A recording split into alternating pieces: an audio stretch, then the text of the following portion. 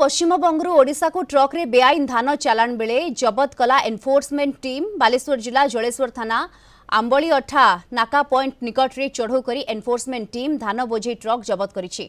जबत truck रे 250 quintal धान थिबा जणा पड़िछि। उपजिलापालक उपस्थिति रे जोगाण विभाग एहार तदंत करुछि। गत 2 मास हेलानी रबी धान अमल सरिछि, किंतु एबे ओडिशा और पश्चिमबंग मध्यरे बेआईन धान चालाण हेउथबा नै बारंबार अभियोग पर एनफोर्समेंट टीम ए चढ़ऊ करिछि।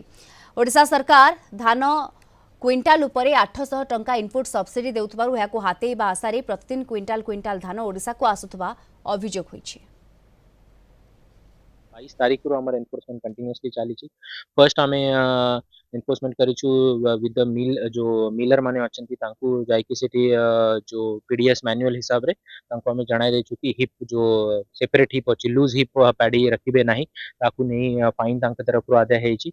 टोटल हमें 22 तारीख रो आज पर्यंत 1,16,000 फाइन आदा करूछि 3 दिन भितरे। आ तापरे हमें रोड उपरे भी जो लिकेज होउछि वेस्ट बेंगल रु गाड़ी आसुछि या फिर अलग डिस्ट्रिक्ट रु भी गाड़ी आसुछि ताकू भी हमें एटी सीज करूछु।